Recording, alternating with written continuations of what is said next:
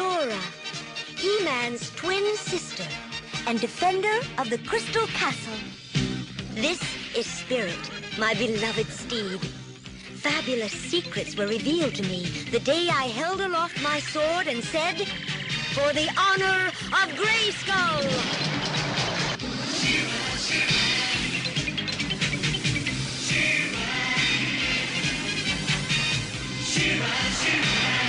I am She-Ra!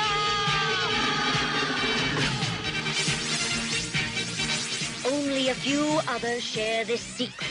Among them are Light Hope, Madame Raz, and Cowl. Together, we and my friends of the Great Rebellion strive to free Etheria from the evil forces of Horda!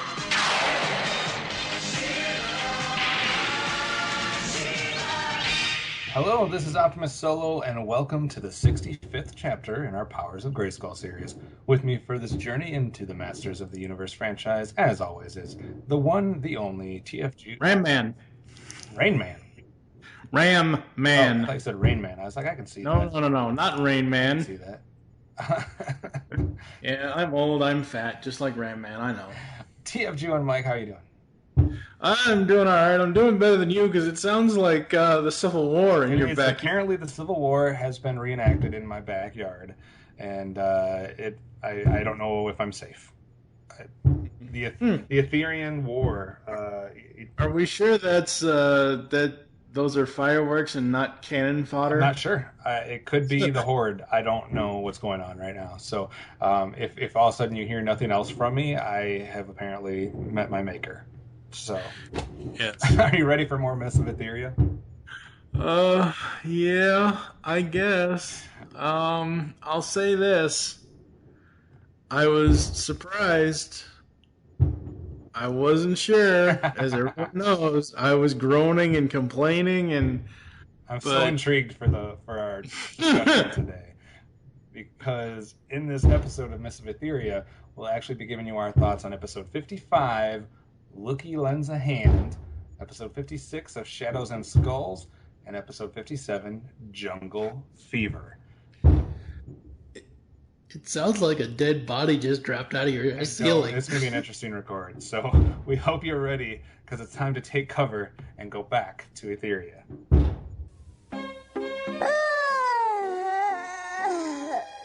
Another beautiful day. Now let's see, where shall I hide today? I'll look below. Gee, it's awfully quiet around here. What's going on? Nothing's moving in these woods but me. Not even these leaves. I don't like this. I better see if Adora and the others are all right. Adora! Glimmer! It's me! Loo-Kee! There's something definitely wrong in the woods. Bo! Bo! Don't just sit there! Move! Please, move! Madame Raz, use your magic to fix everything. Glimmer! What's that thing? Oh no! A Horde machine! That's what's done this! But where's She-Ra? I've got to find her. Only She-Ra can do anything about this. Loo-Kee! Loo-Kee! Who's there? It is Light Hope. Enter the portal. I don't know. This may be a trick. She-Ra needs you. She-Ra needs me? You had better be telling the truth, whatever you are, or you'll be sorry.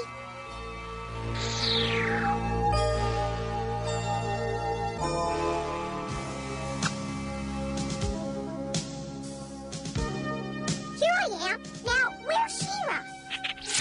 Loo-Kee. Gee, Mr. Light Hope, you don't look so well. Not much time left. Time freeze almost reaches here. You must go to Eternia and find He-Man. What about She-Ra? Why can't she... Adora and Spirit are frozen frozen too. But where is She-Ra? Adora is She-Ra. You are the only one who can reach her brother, He-Man. That is why I am telling you their secret. What? Adora is She-Ra? That means that He-Man is... Prince Adam. Quickly, now I will open a portal to Eternia. Hurry, my little friend, and good luck.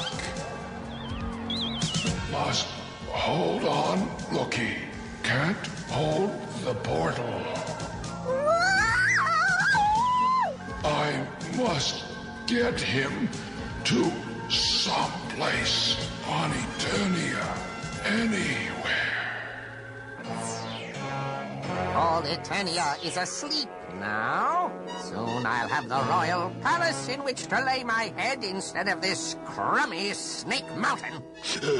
How are you going to do that, Skeletor? Well, first I'll get him, Skeletor. Miserable beast. Uh-oh! You're not He-Man! You had better have a good explanation. No, it wasn't me, Skeletor. No, you see, this little... Skeletor! Boy, am I in the wrong place. Oh, no. Now, what do I do? I don't know how to find He-Man. One of your beasties, eh? No! Oh, where was I? You were telling me how you planned to take the palace? All right, we start today with probably the most anticipated episode for me of the entire series, episode 55, Loo-Kee Lends a Hand. Air date Thursday, November 21st, 1985, written by Robert Lamb. Hordak has completed a time-freezing device that makes time stop in the Whispering Woods and freezes the rebels, including Adora. Light Hope enlists the help of magical hider, Loo-Kee, and sends him to Eternia to fetch He-Man. So we have Hordak, Catra, Shadow Weaver, Beastman, Skeletor, Imp, Mantenna, and a Horde Trooper. And then we also have She-Ra, Glimmer, Madame Raz, Sorceress, He-Man, Cringer, Frosta, Orko, Broom, and Light Hope. So we got a action-packed, character-packed episode here where we finally get to see Loo-Kee take a shift from the PSA to an actual in-episode moment other than just hiding. What did you think about the plot for Loo-Kee Lends a Hand? Okay, first of all, I have to say, and I have not, in the last 64, from episode 35 to now, or whenever it was that we started this show, 46. Yeah, 48 technically, considering, but, ever since we started She-Ra last year, I hate PSA Loo-Kee. I can't stand the character at all. And surprisingly, he's not as bad as I thought he was going to be. Oh man, can we pause for a minute? Moment of silence. So you didn't mind the plot that brings him into the story, huh? I was wondering how they were going to do it. Because I'm like, all he does is hide and then pop out and then show you where he was hiding and then give you a lame-ass... Now, don't get me wrong. Some of the PSAs are great. Some of the messages are great, but also because this is 130 cartoons, or not 93 technically for She-Ra. Because it's 93 cartoons, the PSAs sometimes repeat or they say the same message, but they word it differently, Right. Kind of like, Scott Tracker and, don't leave the stove on, or, Right. Oh, make sure you have a fire extinguisher in case the stove catches, or whatever. Mask. Anyway, so I wasn't sure exactly how they were going to bring a character in that has never been in before, but they do it surprisingly well. I like what I'm hearing. I like what I'm hearing. Yeah. Basically, how they bring him in is he's in a tree somewhere, either in the Whispering Woods or right on the outskirts of the Whispering Woods or wherever the hell. He's not in the fright zone. Right. I think he's in neither. I think he's kind of in the middle area. Yeah. And he says, "Oh, where should I hide today?" And he looks around and notices that even the leaves are frozen. Elsa was there apparently. Oh. Yeah, I know, right? There you go. Hey, at least I didn't bring up the other sister who, doesn't do a background check on a future... Anyway. That movie. So I like that. I like how he goes through the entire episode without really... He does stuff, but he doesn't really do anything. Because at the end of and I know we're not at the end yet, but at the end of the episode, he says that his magic is only for hiding. So it's not like he's going to come out and, start, punching people. It's not like he's going to kick Beastman in the nuts or something. Right. Which he probably could have, but anyway. So you're not opposed to the plot here, huh? No, not really. It's probably one of the better crossovers. I like it. All right, well, let's get into this. Let's take a quick break, and we'll get into more details into what works and what doesn't work for Loo-Kee Lends a Hand. Oh, yes. With this magic crystal, I can make a portal that will take me right into Prince Adam's bedroom. With him as my prisoner, King Randor will be forced to give me the palace. Prince Adam, that's He-Man. There! Now stay away, Beastman! This portal can only be used once. What? See? There it went again. Imbecile! Your beastie has spoiled my plans! I'll get you for that, even if it's the last thing I do!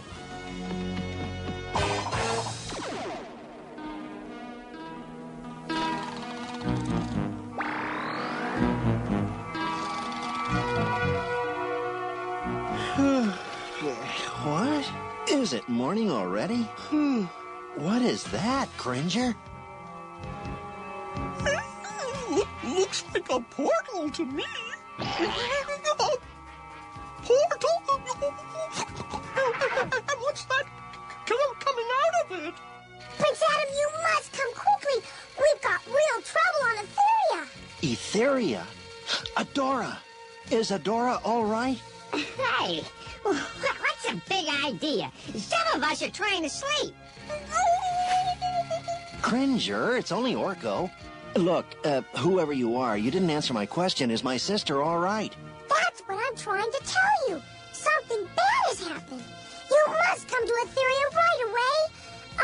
Only I don't know how to get back. The sorceress can handle that. Hey, I want to go too. I'll just stay here and keep your bed warm. And then I stepped out of the portal into Prince Adam's room. Excuse me, but if we go to Etheria, won't the machine freeze us too? Yes. And why weren't you frozen? Loo-Kee is a creature of magic like you, Orko. The whole device has no effect on either of you. But what about me? I'm not magic. But your sword is. As long as you hold your sword, you will be protected from the time freeze. But first, you must become He-Man. Yes. There's no time to waste. By the power of GRAYSKULL!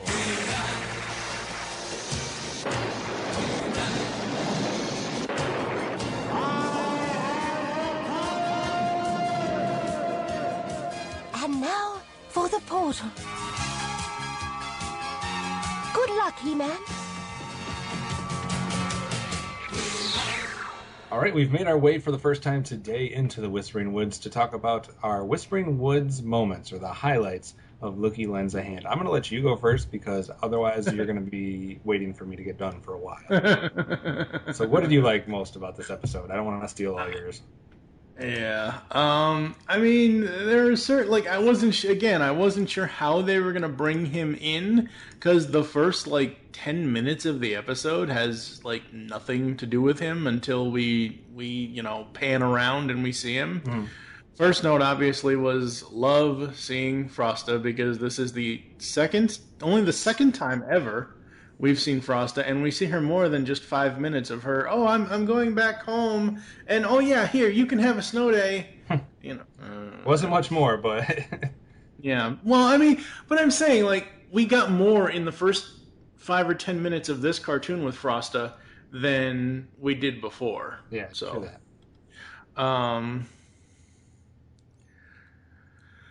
This episode is kind of amazing, even despite how Loo-Kee is in the PSAs normally, because Robert Lamb gave him more character development that I thought could ever be given to someone who was just in a PSA. Right.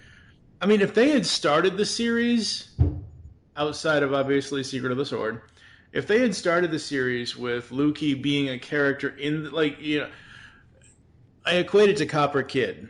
Okay. I know you're gonna probably either yell at me or high five me for this, but I equate Loo-Kee to Copper Kid. I can't stand Loo-Kee. Copper Kid's alright. I kind of like Copper Kid, but Copper Kid in Silverhawks is actually in the episodes. He's in the plots. So if somehow Loo-Kee has been this background character the whole time, is how this episode is saying he has been, I would have loved it if they actually showed him in the episodes, other than the whole hiding bull thing, before this. But I do like how they wrote him in, and like I said, Robert Lamb gave him more character than I thought could ever be given to a character that's just in a PSA. Yeah, I think it was masterfully done by Robert Lamb and finding a way to naturally make him a part of the story that didn't feel like it was forced. It didn't feel like it was unnatural. So yeah, I don't know how else they could have done it or how else they could have incorporated him into the series if I would have liked it or not, but I do like the way they did it here. Yeah, absolutely. The other one was, so Loo-Kee ends up, okay, so we go to Hordak and Skeletor and all that, and that's great stuff. But Loo-Kee ends up, he goes to Light Hope, and he ends up, Light Hope is, like a dying Zordon from the 95 Power Rangers movie. Don't make me leave our own podcast. What? Don't make me leave our podcast. Hey, you got to break bad every now and then with Bryan Cranston being Zordon. Anyway, so he goes to Light Hope, and Light Hope is just like, I wish Light Hope had an actual character image in the show other than just, giant shiny northern lights, because it would have been easy, like showing a character that's just nothing but, prisms of light. The only way you can show that character dying is if you turn the light off. or you fade it, or you shimmer it, or you shatter it, so the way that it was shown was more so in his voice, because his voice was like really down here, and oh my god, I can't do it, I gotta hold on, I gotta get him to Eternia, and all that. And how was that? Yeah. So it threw me off at first because I didn't realize that they were saying that he was being affected by it too, and I'm like, why does Light Hope have a different voice in this episode? Yeah, it was a little strange, but so Light Hope sends him to Eternia, but he doesn't send him to a place where he would be welcome. Loo-Kee ends up in Snake Mountain, of all places. Excellent. And by far, I know in the 4 years and the 45 episodes, the 130 episodes of He-Man that we did, Skeletor had a lot of great lines. But damn, this is the Skeletor Comedy Hour, this episode. This was awesome. Yeah. At one point, he's like, now what was I telling you, Beast Man? You were telling me about how you were going to take... Oh, yes, that's right. Just the whole thing. Just absolutely love it. And for some odd reason, he thinks that when Loo-Kee pops in, because Loo-Kee pops on Skeletor's head, which then goes into the crystal ball that Skeletor, and the crystal ball just like flattens, and I'm like, what the hell? And he assumes it's one of Beastman's creatures, and Loo-Kee then takes the thing that Skeletor was going to use to get into the palace, and gets into the palace, and we see Adam and Cringer. The only time I don't know, I can't say if it's the only time we'll ever see Cringer in Princess of Power, but to this point, it's the only time we've ever seen Cringer outside of Secret of the Sword. The only thing is, why couldn't we have seen Battle Cat? Why couldn't Cringer have gone on the adventure too? Damn it.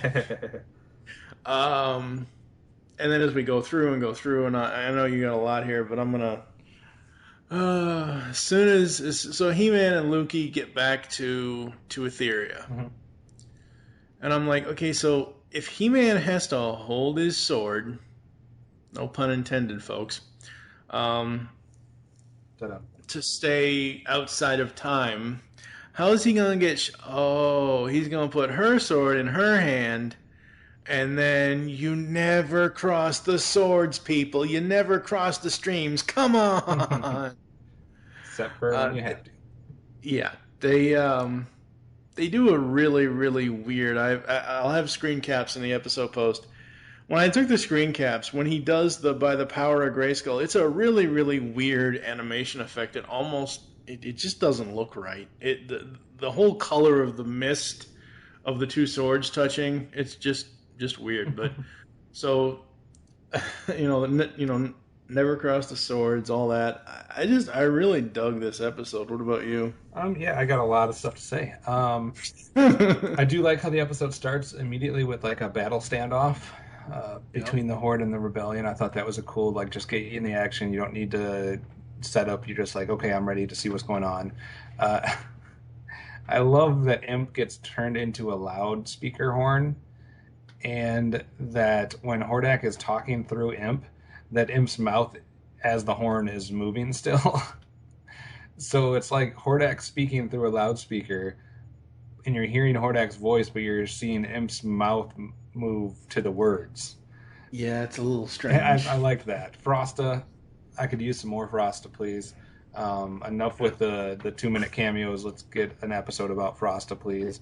That's a cool chill we can use all the time. Yeah. Mantenna, always the guinea pig. I like how they've developed that and kind of stuck with him being the one that's always getting picked on. Like I said before, I love Loo-Kee being in the episode, and more so, though, how they did it with him looking for his hiding place, and he even mentions that. And how did no one think of having him in an episode up through this point? Like, I don't know. It was a genius idea, I think, and I'm surprised it took this long for somebody to say, why don't we put him in an episode? Also, they freeze time, so everybody in the Whispering Woods that's not magical is frozen, basically. No, even magical people are frozen, because Glimmer's frozen, and Madame Raz and Broom are frozen. Well, I don't know. Well, I guess that brings up something then, because magic was the thing that was keeping other people from being frozen. Right. So, well, yeah, Sorceress said the magic of the sword. Okay. Yeah. Well, anyways, there was some type of magical, but what we had is we had everybody in the Whispering Woods ended up being frozen, regardless, at the beginning. And I like how it not only included just background Rebellion members that we, no-name characters, it also included the characters that we've already seen in the episode, like Bo and Glimmer, etc. And then it even included known characters that yet had not been in the episode. One scene, you see Cowl frozen in the background, and he's not even in the episode otherwise. So I like that they just kind of added those elements of just having people we know just randomly be frozen doing their own daily activities. And I also like that it was almost hitting Light Hope. Even though it took me a minute to figure that out based on his voice, I do like that it was almost far enough to reach him, so he was being affected as well. Light Hope tells Loo-Kee that Adora is She-Ra. I mean, some people might not like that. I don't know if you liked it or not, but I thought it was interesting because that's definitely something we never see in these series. We always have the intro music or the setup to the show, and we always know that 2 or 3, 4 characters know. It's Madame Raz, Broom. But I'm just saying, like in He-Man and She-Ra, that always outlines who knows. I don't remember any other time where somebody else found out besides those people, and it was addressed in the episode. Not just like, hey, somebody probably saw that and they shouldn't have, but literally we're telling somebody that this is what's happening. So I thought that was interesting. Well, really, 2 secrets got revealed in this, if you think about it. Yeah. Okay, Loo-Kee didn't have to climb Skydancer Mountain, but like She-Ra had to find the Crystal Castle. But essentially, Light Hope transported him there. We open, like once Loo-Kee goes through the portal to get to the Crystal Castle, we open after that at the traditional Crystal Castle entrance that we always see, and then we move into the inside. So basically, Loo-Kee got to know where the Crystal Castle was almost, and obviously he knows that She-Ra is Adora. And that Adam is He-Man. So, yeah. I do like that they even included Adora being frozen in that mix. That was interesting because then it really kind of isolated Loo-Kee as the only hope for them. I like how, like you pointed out, I like how he ends up in Snake Mountain. That's all Light Hope had the ability to do. And so we're left trying to see how Loo-Kee's going to navigate Snake Mountain and also end up at the castle to see Adam. And then it's funny because we go to Snake Mountain and it's literally like Skeletor hasn't missed a beat. He's still doing everything we saw in He-Man. Like it's just like business as usual with Beastman. Oh yeah. And so it's like you get that feeling that all this has been going on and we've just not been a part of the adventures that have happened in the last little bit, but things are still carrying on as usual. So, and then that scene ends with Skeletor chasing Beastman down the halls. Yeah. Oh man, I got a good laugh out of that. This series at times does an excellent job with lighting or like shadow or shade effects. And when you go into Adam's bedroom, I thought they did an excellent job with kind of the shadowy lighting effects that they did for that time. So I enjoyed that. Like you said, Cringer and Orko get to be seen here. We don't get to see a lot of them when the crossovers happen. So just overall, I just thought it was a fun episode. We got to see Skeletor. We got to see Loo-Kee do his thing. And I just thought it all worked well and flowed together. So I have 2 minor nitpicks, and that's about it. So we can make our way to the Fright Zone to see if you can bring this episode down for me or not. Yeah, the only thing... I only have 2 things. So, first of all, Hordak himself can turn into a Destructo tank. What the... Like, seriously? His power knows no limits. Apparently.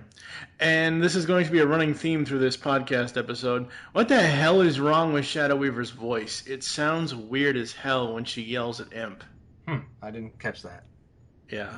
It doesn't sound like her normal voice. What else did you have? Just 2 very, very minor nitpicks. At first I was going to talk about Light Hope's voice, but then I figured out why they were doing that.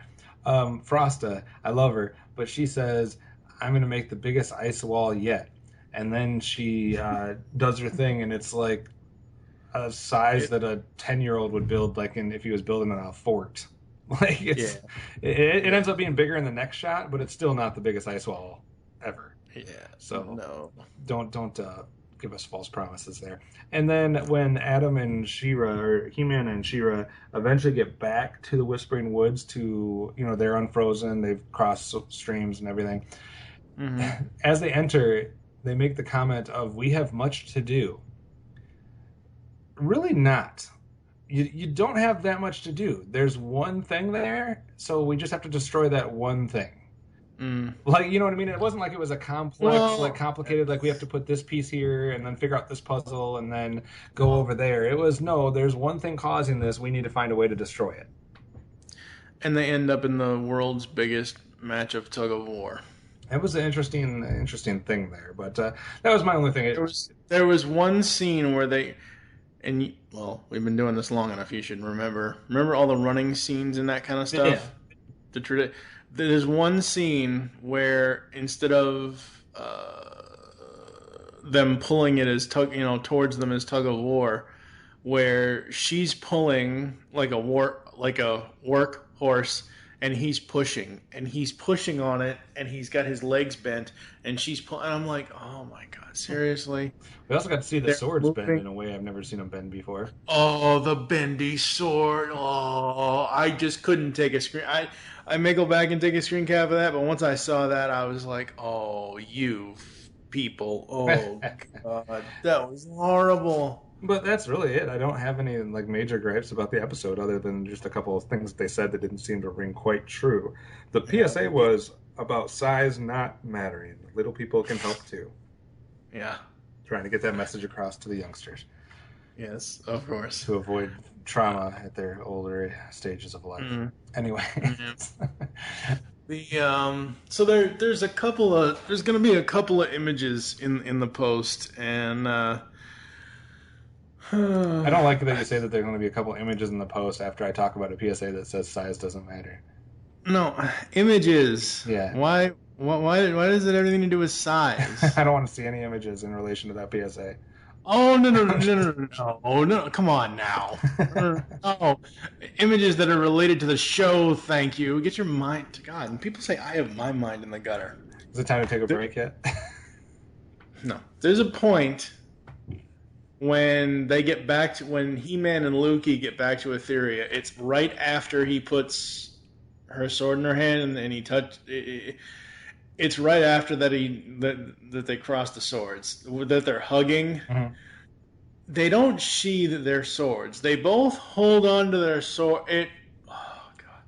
They're standing next to Swiftwind and they're hugging, and she's got her sword behind his back, and he's got her sword. He's got his sword behind her back, and I'm like, wouldn't you put those away? It's kind of like running with scissors, don't you think? I mean, come on. You know, you talk about my mind, and you're the one talking about crossing swords and streams and size doesn't matter, and No, I didn't say anything. I don't know about where size. we're going with this, so let's take a quick break, and we'll be back with some hardware and some ratings. Hurry, He-Man! Adora's right over there by the stream. See? Here she is. Adora! Don't worry, sis, I'm here. By the power of Grayskull. What? What's going on? Brother, what are you doing here? Oh, Adora, I thought you might be frozen for good. Frozen? What are you talking about? I'll tell you the story on the way to camp. Hurry, we have much to do. All right, it's hardware time for the first episode today. Mr. TFG1Mike, any horde bats or protection swords that you would like to hand out in this episode? Protection swords for everybody. Everybody. Even Loo-Kee. Oh my God. It can happen. Yep. You're not set in your ways beyond. Well, I would have given a horde bat to that, character that I expect to give a horde bat to for every single episode that he's in, but the only thing he did was strum a really bad banjo for 2 seconds before he got frozen. So he didn't actually get to open his mouth, thank God. True that. I'm going to be more specific with mine. I'm giving a protection sword to the one and only Loo-Kee. He gets his just desserts here because he was phenomenal in this episode. I really like what they did with him. So I will. I've always been supporting him. I have not been the hater of Loo-Kee, but I'm glad that we're on the same page that he was good in this episode. So I just don't. Maybe it's me and my old age. I just don't like the whole, hey, did you find me today? It's the thing I don't like. I understand why they did it back then, because probably as a kid when I would be watching it, I'd probably, hey, there's some random, at the end, hey, yeah, that's fine. It would be fine for kids, but as 36-year-old adult, no. All right, I think he's way better than T-Bob. What is your rating? I don't agree with he is, but how many Crystal Castles out of 5? 5. 5. Easily. Yep. Awesome. TFG1Mike is in a good mood, everybody. Let's get worse. I will give this one I don't know why I'm not giving it a 5.2, but I have down 4.5. So I guess I'm a stickler. Yes. I don't give out 5s very easy this series, I guess. I think I gave 5s out more freely in the He-Man series, but I'm sticking with a 4.5. It still has a shot at being in one of my best episodes of the series, but I'm going to give myself some wiggle room. So, all right, we're going to take a quick break. When we come back, we're going to be talking Shadows and Skulls in episode 56.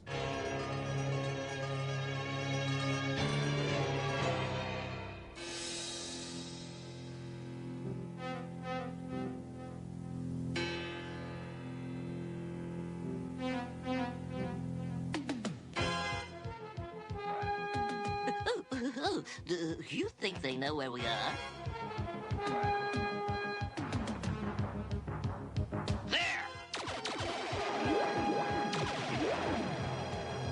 I think they know. Surrender, Adora. You and your rebels can't escape us this time. I'm going to try and find a way out of here. Oh, look. Adora's trying to escape.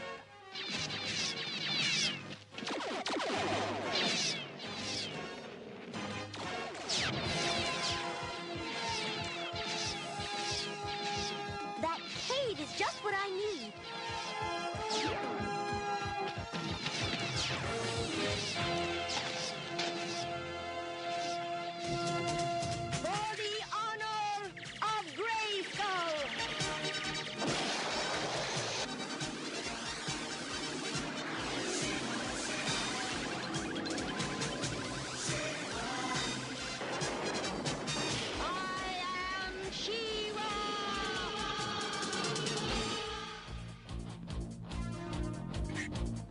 go out the same way Adora came in.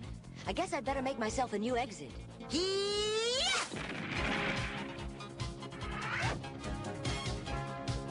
Up next is episode 56 of Shadows and Skulls. Air date Friday, November 22nd, 1985. The last day before I turned 4. Written by Michael Chase Walker. Shadow Weaver is insulted by Hordak and seeks an alliance with Skeletor so she can rule Etheria herself. But of course, Skeletor has no intention of keeping up his part of the bargain. Who do you think he is? We have Hordak, Catra, Shadow Weaver, Scorpia, Skeletor, Imp, Grizzlor, and Spikor. And then we have She-Ra, Bo, Madame Raz, Cowl, Swiftwind, Broom, and Light Hope. So we got... Didn't they call Spikor... Didn't he call him, like, Nailhead or something? Yes, he did call him Nailhead in this episode. So what did you think of this three-way episode here that we have Shadow Weaver, Hordak, and Skeletor as the central characters? How did you like it? It's pretty awesome. I'll say it here. You got some background with this episode. Well, yeah, a little bit. I looked at the title and I wasn't sure what to expect. I thought until I read the description and then I saw the episode. But about halfway through, I'm like, oh, so that's where they got the idea. This episode kind of gave the DC Comics writers, Dan Abnett and other people that have worked on the He-Man comic series at DC Comics, it seems like it gave them the idea for Skeletor and Shadow Weaver to have an affair or some sort of love story in the Eternity War comic. Now, the thing about the DC Comics He-Man stuff, folks, from 2012 till now, they've been doing these comics. Eternity War was the last series. It just ended a little while ago. It had 15 issues. And in this whole series, in the whole time that it's been at DC Comics, well, we'll jump forward a little bit. We've both obviously seen 2002, right? Yes. The Mike Young. So we've seen the 2000X cartoon. In that is where they create the whole aspect of Randor and Keldor being brothers and all that. So it's a whole family affair. They do that with the DC Comics as well. So essentially, Randor, Skeletor, brothers, uncles, whatever, all that. So the interesting thing is how the comic goes through, and we get to I think it's issue 7 in Eternity War, we learn that Shadow Weaver and Skeletor have some sort of torrid love affair. And they've loved each other for whatever else, but Shadow Weaver is still loyal to Hordak. The funny thing about that issue is it also is a time travel issue where Hordak sends Skeletor back in time because we see how Skeletor gets the Havoc Staff. And it also tells in that issue how whose head the Havoc Staff is, and it turns out to be Skeletor's own head on the Havoc Staff because Hordak kills him. It's a really awesome but screwed up timeline kind of thing. It's a really fun thing. But after I like I said, halfway about through this episode, I'm like, oh, so that's where they got the idea for that comic issue. This episode itself, again, I just absolutely love the plot here. I thought it was great. Shadow Weaver and Skeletor kind of teaming up was kind of cool. The interesting thing, when you compare Shadow Weaver to Evelyn was always telling Skeletor, or always saying behind Skeletor's back, that she wanted to take over. It was, to this point, at least I probably don't remember, but I don't ever really remember Shadow Weaver being disloyal to Hordak. Yes, he insulted her, yes, whatever else, but she did screw up, so that's why he was insulting her. It wasn't like, Hordak didn't pull a Cowl. He didn't just throw an insult just for the hell of it. She did screw up. So that's why, he was calling her incompetent and all that stuff, but it's one of those things where I wasn't sure how that was going to play out, and I really like how it did play out.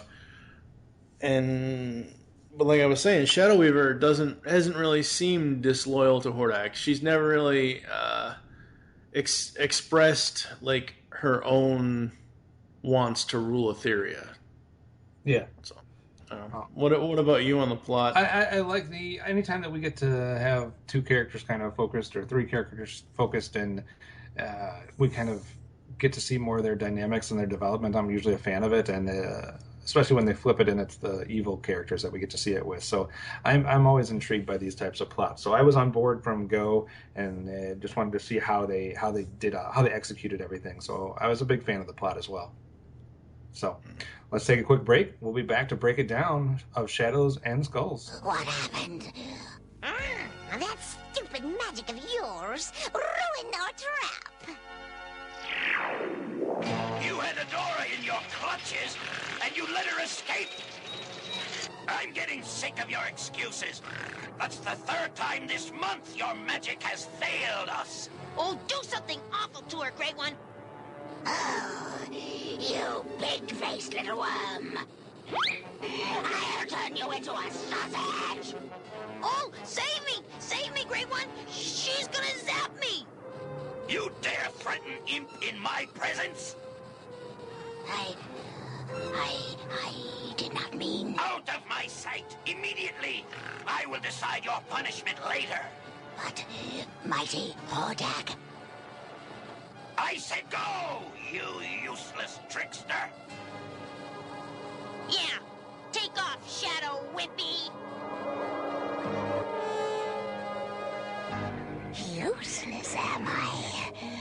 I'll show them. Get rid of him. Yes, yes! That's what I'll do. But I'll need an ally. Oh, it must be someone who hates Hordak as much as I. Someone evil and powerful. But who? Yes, Skeletor. He is ideal. I will contact him immediately.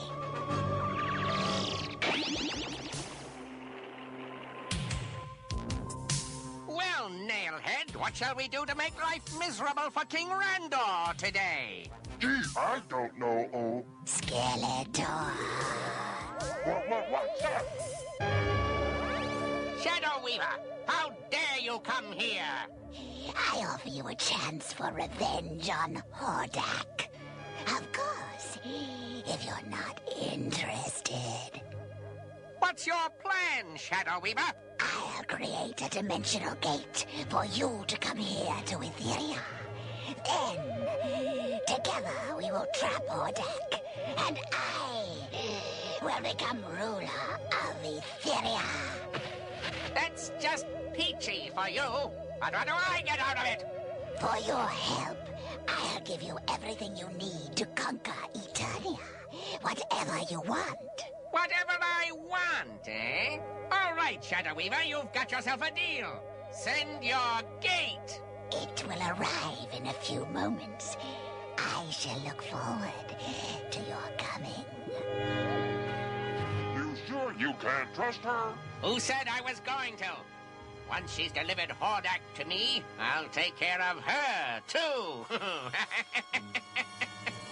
All right, we're back in the Whispering Woods to talk the good, the bad of Shadows and Skulls. You went first last time, so I'll go first this time. Whispering Woods moments. The truce between Shadow Weaver and Skeletor. It's a nice way to start this. It's an interesting dynamic. You're wondering how it's going to play out. So we also learn a new location. Snake Tongue Pass apparently exists in Etheria. That's a funny name for an area of Etheria.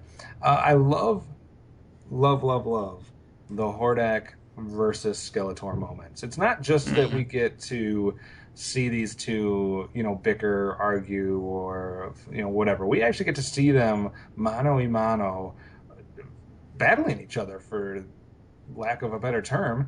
And the only thing that I dislike about this is that I did not see this episode prior to doing the 80s Villain Wars tournament, because we have our answer, guys. Skeletor bests Hordak in the end in a one-on-one contest. Right. I mean, there's no ifs, ands, or buts about it. They go back and forth, but in the end, Skeletor beats Hordak. Yeah. So that is your answer for who would really win in the tournament bracket, Skeletor versus Hordak, I guess. I can't remember when I had a more pleasant day. That is an excellent line from Skeletor. Yeah. I can't remember when I had a more pleasant day. That was just awesome. And then we get to see Skeletor on Hordak's throne and also learn, not that we didn't know it before, but it really gets illustrated that nobody outside of Hordak cares for Imp. Yep. The Horde does not like this guy. Yeah, I have a problem with that. I don't have a problem with them not caring about the guy, but I have a problem with some of the Horde members' actions. So we'll talk about that in a bit. We'll have to get that. Two more, and then I like Shadow Weaver's cunningness in this episode.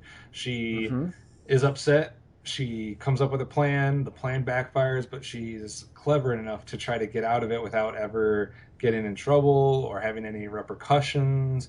And they also had a very cool shot of all the villains at once. I wish I would have screen capped that, but it was kind of all of them in one panoramic view. So from a evil character standpoint, from the Horde and Skeletor, etc., this episode, if you're a fan of those characters, this episode is awesome.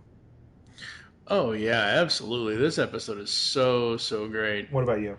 The line, it'll be somewhere in the episode. I don't think it's going to be in any of the clips for this episode, but it's going to be, I'm either going to have it at the beginning of the podcast or something. There's a line where, what does she say? What does she say to Skeletor when she first goes to stop him, when he first appears? What the hell is she? Oh, God. Anyway, I really dug that line. The whole Skeletor, Hordak, Shadow Weaver thing, I thought that was great. Like you said, Shadow Weaver basically just covering her own tracks. That was pretty cool. The fact that Skeletor was going to, use all this stuff to conquer Eternia, that was, I can now run the Horde, and then I can send the Horde troopers to Eternia, and all. It was just awesome. I love that. The kick that She-Ra gives the Horde troopers. She does one of her, side split kicks or whatever the hell it is, or roundhouse or whatever it is. When she kicks them, they all turn into a giant, eclipsing snowball thing and roll down the mountain. I thought that was hilarious. Yeah, this episode is just so great. I absolutely love it. But there's one thing with the Fright Zone. Oh, God. What's that? Hordak's troops would rather go after Imp and get their revenge on Imp than actually follow Skeletor. Really? Come on now. It just... Well, yeah, I could see that. I only have two little nitpicks, I guess. Mm-hmm. But one of them I really don't dislike. The first one, maybe Skeletor should not have put Shadow Weaver in a magic cage. Yeah. Like, you have Hordak, you have him in a magic cage. Why don't you find some other plan for Shadow Weaver? Why put both people together so they can work together? Mm-hmm. You had him. Come on, Skeletor. And then, I didn't mind this one, but I guess I'll put it anyways. Bo, playing, just off in the background, playing an instrument now for 2 straight episodes. Yeah, hey. I guess that's a good way to get rid of him, but he's literally just been in the background playing his little fiddle or whatever, his violin, 2 straight episodes. So that's what he's been reverted to. And the PSA is about forgive and forget, don't go for revenge. I guess that's a lesson that, whatchamacallit, from the show Revenge could have learned. But yeah, it's better to forgive and forget from Loo-Kee. She's too busy being incestuous with Captain America. True that. All right, we're going to take a quick break. When we come back, more Horde Bats, more Protection Swords, and let's see how this one rates in comparison with Loo-Kee Lends a Hand. Hail Hydra. A simple trick, but more than enough to fool a dolt like you. I'll show you. You need rest, Hordak. Have a little sleep mist. Skeletor's done it. He's won. Now, what to do with you? Skeletor! She-Ra! I don't know what you're up to, but you're not welcome on Etheria. This is between me and Hordak, woman. Sorry, Bone Brain, I don't like Hordak, but I wouldn't leave a slime crawler to your brand of mercy. Just like He-Man, always meddling. Very well, fool. Come and get it. All right, it's more chances to hand out hardware. So where would you like to go first? Horde bats, protection swords, or do you have nothing to hand out? I'm going to give a Horde bat to all of the members of the Horde that are not Horde troopers, because I am sorry, getting revenge on Imp, and I know that's the whole thing of the PSA and all that stuff, but they'd rather run after Imp than even try to make deals with Skeleton. I'm sorry, every single one of them get a Horde bat. Grizzlor, Catra, Scorpia. I didn't mind it as much as you. What? I didn't mind that as much as you did, but I can see your point. What about you on Horde bats? No Horde bats. I just got a set of protection swords. So Hordak, Skeletor. Skeletor gets one for besting Hordak above all. Yeah. He beat Hordak. He gets a protection sword just based on that. And right at the end of the episode, I had to pull another one out for Shadow Weaver just for somehow doing all of this, and nobody was the wiser in the end. Yeah, and getting away with it, yeah. So a protection sword for her cleverness, I guess. Yeah, I'm going to give them both protection sword as well, Skeletor and Shadow Weaver. All right, so a lot of love for those two characters in this episode. Was it enough to match your score from last episode? You gave a 5 out for Loo-Kee Lends a Hand, which is I just thought of that. You gave a 5 out for Loo-Kee Lends a Hand after you were bitching and complaining. Just based on the title originally, I thought that episode was going to get a 0. Oh, man. Well, what do you give this one? It's 2 Skeletor episodes in a row, and it's Skeletor versus Hordak, so 5. 5, a double 5 today. Would you like to take a guess what I'm giving this episode? 5. 4.5.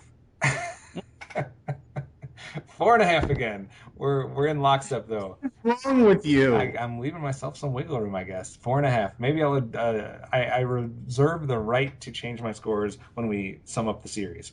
But there's not much wrong with either one of these episodes so far. Great start to today, a great turn. I even gave last podcast episode, I gave a 4 and a 4.5 out, and now 2 4.5s. So they're doing some stuff right. We'll have to see if it continues or not as we make our way to the final episode today and we get caught up with a Jungle Fever. Well, I'll tell you this. You're lucky because of Shadows and Skulls was your 4th birthday present, because I'm sorry. You did not get an episode of your 4th birthday. No, I did not. Weekends. Darn weekends. My birthday was on a Saturday that year, so I had to come back and wait for another episode on the Monday. So I will claim of Shadows and Skulls as my birthday episode. That's right.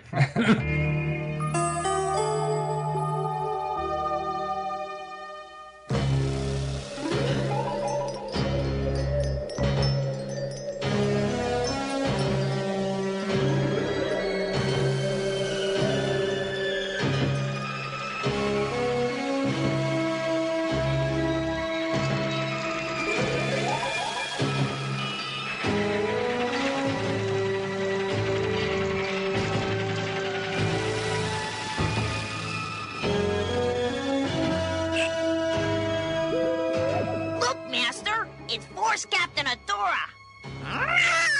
Captain? She's not a Horde officer anymore, Imp.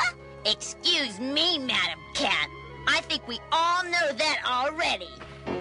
Watch your mouth, you little beast, or you'll have some trouble that you didn't think about. Enough! Adora has been a thorn in my side since she joined up with the rebellion. Now is our chance. Surround her. Capture the traitor, take her to Beast Island, and throw her in the most remote prison you can find.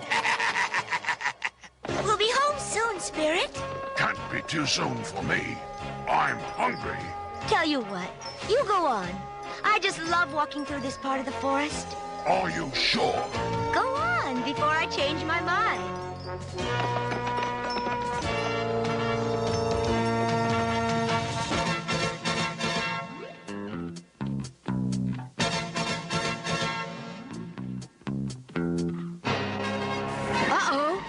Soldiers, I'm surrounded. You are under arrest as a member of the rebellion.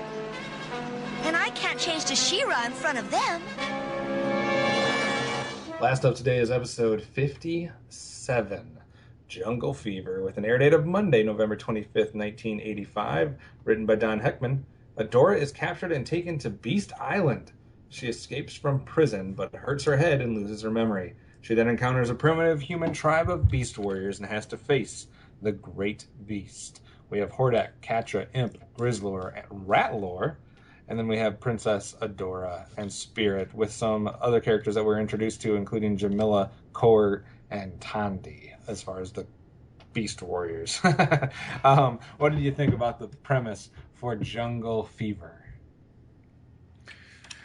You know how you stand on the edge of a cliff, and because you stole your best friend's soda, he pushes you off the cliff and you fall down 1,000 feet or something? This is an episode of the series I will never watch again. Really? Ever. Okay, I sensed some strong feelings in you for this one. Yeah. You think? Okay, I was not expecting that. Okay, on the surface, let's boil this down. Based on that plot reading, the premise or whatever, it would come down to our hero has amnesia, doesn't know who they are, and has to navigate unknown territory. All right? That's something we've seen multiple times. And it's something that does not excite me whatsoever.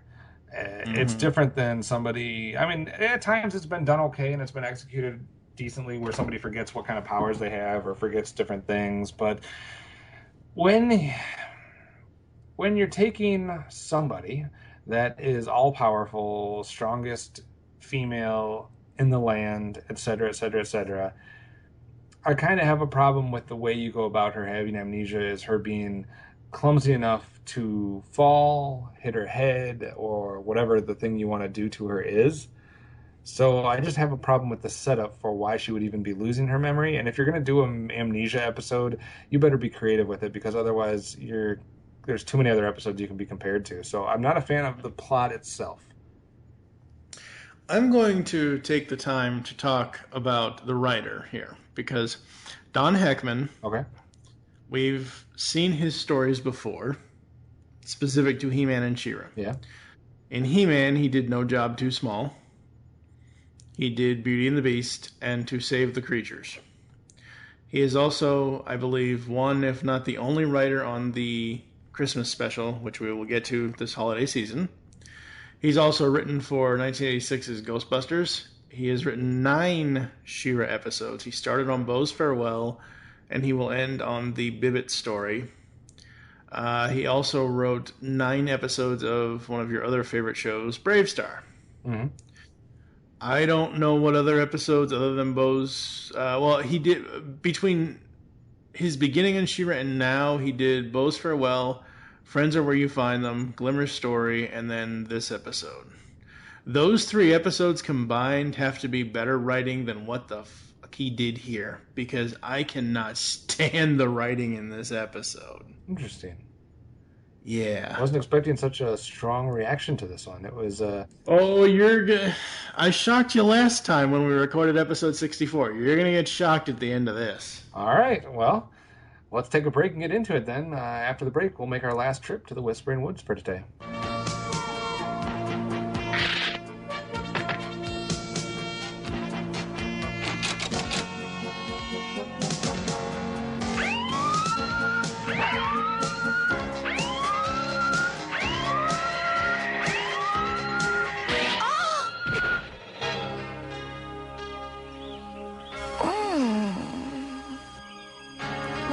What happened? Where am I? Who am I? Oh, my head. Danger. I don't know who I am, but something tells me I'm not safe here.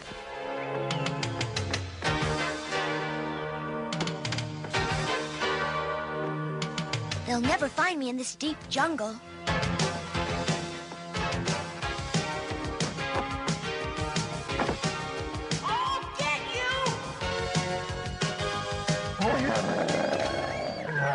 You don't ugly fur brain.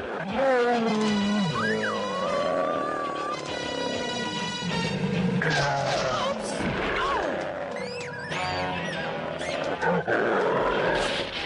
Put me down! Put me down! I've got to fight him! Nobody's fighting anybody. Let's all calm down.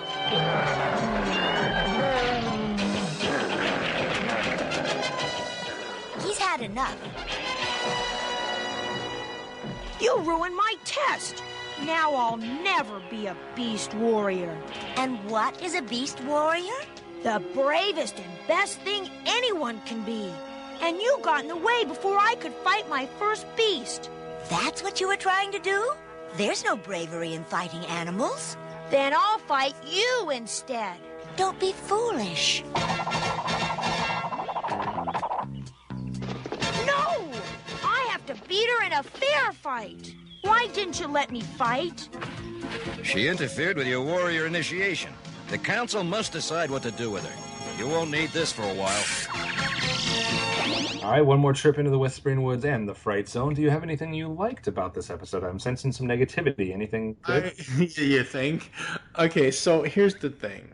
At first, with the whole amnesia thing, I thought this would have been a perfect way for them to rewrite the series, at least for an episode or two, to have her go back and be forced to Captain Adora. I thought the whole point of doing the memory loss thing for the episode was that Hordak was going to get a hold of her, immediately, as soon as she hit her head, and he was going to go back and re-brainwash her and everything else. Because this time, because she has memory loss, you wouldn't need Shadow Weaver's evil spells, right? Hordak could just tell her this is the truth, He could, make up some sort of videotape with, Starscream dressed up as Optimus Prime or something, Megatron's, Hordak's master plan, something. I thought that's what was going to happen. Sadly, that's not what happened. We do get Bo in this episode. We get his voice actor anyway, but we don't get Bo himself. But it's just as bad as if it was Bo, because no. What do you got? Because my stuff's all Fright Zone stuff. I only have one Whispering Woods moment actually for this one, and that is I do like the look of this race of Beast Warrior people. I like the Indian / paint war symbols, whatever you want to call it, tribal things. I thought they looked cool. I'm not quite sure about the muscles and the strength of this whatever age he's supposed to be kid, because he's like the Rock, and I swear he's only supposed to be 10 or 12 in this episode, so he's got some muscles upon muscles, but I do like the look of all of them, and I think it would have been a cool group of people to see more of maybe, but that's about the only thing that I can put positive about this one. Yeah. All right, Fright Zone, go away. Fright Zone. Okay, so she loses her memory. Correct.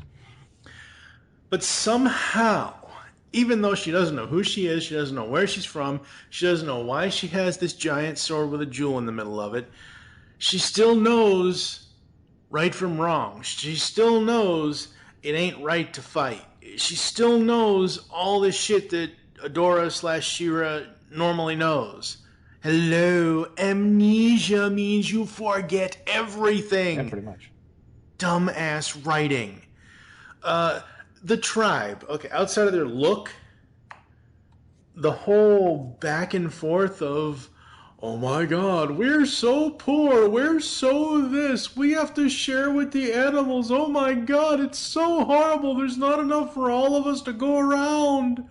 How about you get off your ass and do some work and then the whole thing of, oh, we must kill them because they're evil, it doesn't matter, and blah. Oh, God. The writing in this episode is the shittiest writing in the entire Filmation series. I don't think I can go that far. No. If I could give this episode a quadruple 0, I would. This is the most horrible episode, at least in She-Ra. I can't go that far. I dislike the classic amnesia story. I dislike that Adora has to fall, basically grab trees that are breaking, hit her head, etc. That shouldn't happen to her. I can see it happening to one of the other characters maybe, but not her herself. But we have crazy stuff happening with nature again, like we always do, where they're doing stuff they shouldn't be able to do to make water go this way and land go that way and this, that, and the other. But honestly, there was nothing in the episode that really angered me, though. It was just, I mean, it was bad, but it wasn't like grotesquely bad to me. It was just another boring, I've seen this before type episode. So it didn't anger me like it did you, but I'm not saying it's good. So the PSA was about it's better to be a beast protector than a beast warrior, unless you're in the beast wars. Yeah. So be kind to your animals, folks. And now here's a message from Megatron. I love you. Shut up, bitch. I'm not done. I know who I am. And now I know what I must do with this sword.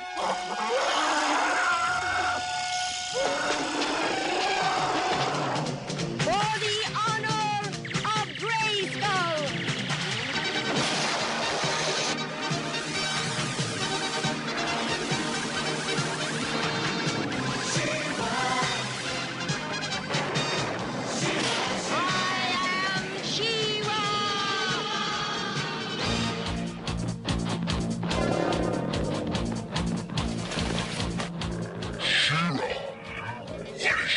Doing here? I don't know, but she's a bigger prize than Adora. I'll capture her myself. Oh, so you want to play catch a tree? You don't like that rattling? Well, neither do I. All right, last chance to give out horde bats and protection swords. What would you like to do? Horde bats to everybody. Everybody? You've done everybody twice today. That's kind of lazy. Yep, horde bats to everybody because it's just all so bad. There's no good lines. There's no quotable lines in this entire episode whatsoever. How can you give us 2 episodes in a row that are pretty much solidly all well done? There's a couple of nitpicks in both of the 55 and 56. But this episode is like eating ketchup 2 years past the expiration date. It's just not a Heinz 57 episode at all. I only have one to give out. I'm going to be much more specific. I give a horde bat to Adora for falling on her ass a couple times and knocking her head. Yeah. So you're supposed to be stronger than that. You disappoint me, girl. Yeah. Episode rating, you're giving this one a 0? Yep, 0. And the only reason why it gets a 0, like I would have been fine. I would have been able to justify some of the ending of the episode of the resolution of the tribe versus the. I would have been able to at least give it a 1 or a 2, until the fucking kid for the lame I'm just hanging around joke. Nope, 0, done. All right, I will give this one not a 0. I'm not as harsh as you, I guess, on this one. It was just an episode to me, so I will score it accordingly, and I will give it a 2. 2 out of 5 for me. It's not good, but it's not my least favorite episode. It's just kind of, it's there. So that's where I sit with that one. You know, somebody like Tim Silvers or anybody like that are still listening, they can call me out on this later, but I dare say this is going to be my worst episode of the series as far, I mean, I'm probably still going to find episodes that I give 0s to, but so far this one just takes the cake. Well, we'll have to wait and see as we keep our tallies throughout the series and see which episodes come out best and worst, like we usually do at the end in the wrap-up. So, All right, that does it for that episode. We're going to take a quick final break, and we'll be back with our final thoughts on today's episode of Myths of Etheria. Don't die. Because the world needs another movie podcast. The Geekcast Radio Network presents for your listening pleasure the Cinema Geek. Hosted by Amanda, Kevin, Matt, and Dan. Each week we dive headfirst in the landscape of movies as we discuss movie news, play movie games, go in-depth on reviews, and even have a top 10 countdown or 2. Also, don't miss our director retrospective series, where we review noted directors' movies film by film. Bottom line is, if you love movies and love podcasts, you need to experience the Cinema Geeks. You can find us on iTunes, Blog Talk Radio, or GeekCastRadio.com. Do you like retro cartoons? then Saturday Morning Rewind is the podcast for you. Join them each month as they talk about classic cartoons and interview legendary voice actors like Jim Cummings, I am the terror that flaps in the night. Corey Burton, Sometimes toys can be so flighty. Rob Paulson, Sure, Brain, but how are we going to find chaps our size? Nancy Cartwright, and many more. Eat my shorts. So grab a bowl of Lucky Charms. They're magically delicious. Put on your hammer pants. Go to SaturdayMorningRewind.com. And be prepared to feel like a kid again. Once again, that's SaturdayMorningRewind.com. Saturday Morning Rewind was voted Best Podcast Ever by its host, Tim Nidell. So it's gotta be good. We brought the entire convention center to the brink of an intergenre geek war. Okay, Michael, if we're going to tackle this podcast thing, we've got to do something really special. It has to be cool, daily, in audio form, and undetectable by radar. Something that screams summer. I know, let's do a Phineas and Ferb review podcast. We'll call it the Podcast Organization Without a Cool Acronym, or POGS for short. What do you think? I think if we're not careful, Candace is going to bust us. You can find Palka on the Geekcast Radio Network, iTunes, Blog Talk Radio, and all of the other methods you find podcasts. We'll give you the whole seat, but you'll only need the edge. Hello, geeks and geekettes! Looking for a podcast that covers a vast array of topics? Then check out Altered Geek Unleashed, where we discuss our thoughts on this week's geeky news, tech, gaming, television shows, movies, cartoons, comics, and more. So, get altered, get geeky with the Altered Geeks, every Friday on the Geekcast Radio Network. We are back here on Myths of Etheria, episode 65. We're 90? No, I don't know. We're some sort of mathematical episode away from 125 at this point. I'll let you do the math. You're the math person, right? No, not really. You should know better than that. What the hell's wrong with you? Yeah, I mean, there's 90-some episodes in She-Ra, and we're through... Yeah, we're 60 we got 60 podcasts left after this. So this is episode 58 is what we ended on. We're about halfway through almost, really. Yeah. So, well, I mean, I gotta say, outside of one or two little episodes here and there, I've had a good 2 podcasts so far. I've scored probably 4 out of the 6 episodes real strong, and that was after I think 1 or 2 where I was ready to throw the towel in. So, there's plenty of episodes and there's plenty of cartoon episodes recently where it's like, the hell is wrong with you people? And technically, even though He-Man did not show up in Of Shadows and Skulls, technically that's another crossover. Yeah. Because we went to Eternia, we got Skeletor, Yeah. So, like the crossovers. Yeah, today, what? I like the crossovers. Yeah. Today we had 2 very good episodes and one of the worst cartoons in history. So there's that. I don't know if I go that far. One of the worst 80s cartoons in history. Okay. There you go. All right. It was even like I would have rather have watched an episode of Mask than watch that again. Any episode of Mask, it doesn't matter. Yeah, that's right. Thank you for listening to Myths of Etheria. If you'd like to get in contact with us or leave feedback for the show, there are several ways to do so. Visit the website, thegcrn.com. All new website, folks, so check it out. Wrong. It's still geekcastradio.com, folks. There is no... It's an all-new website, but the new linking we didn't go with. We didn't go with the GCRN.com. So, it's still geekcastradio.com. Unleash the geek in you. Leave the show's feedback on iTunes. Please do this. You can email us, feedback@geekcastradio.com. Even though there's an all-new episode, or an all-new website, Steve will do a forward, whatever. Anyway, the email address will still work. Follow us on Twitter @GeekCastRadio is the network Twitter. You can follow @Pow of GRAYSKULL for the show Twitter. Mine is TFG1Mike. What is your Twitter? @OptimusSolo. Become a fan on Facebook. Go to facebook.com/GeekCastRadioNetwork. We hope you enjoyed the myths today, and don't forget to join us in our next adventure when we will take a look at the next 3 episodes, those being Black Snow. Hey, who took a dump in the snow? And then we have our first and only 2-parter of the series, Anchors Aloft Parts 1 and 2. Dun, dun, dun. For now, I am TFG1Mike with The one and only OptimusSolo. By the power and for the honor of Grayskull, you all have the power. When I get my hands on you!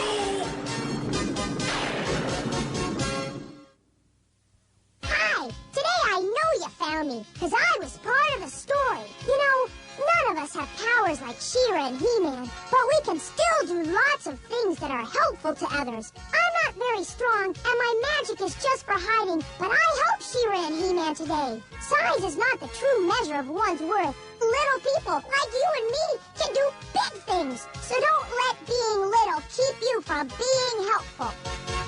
Bye now,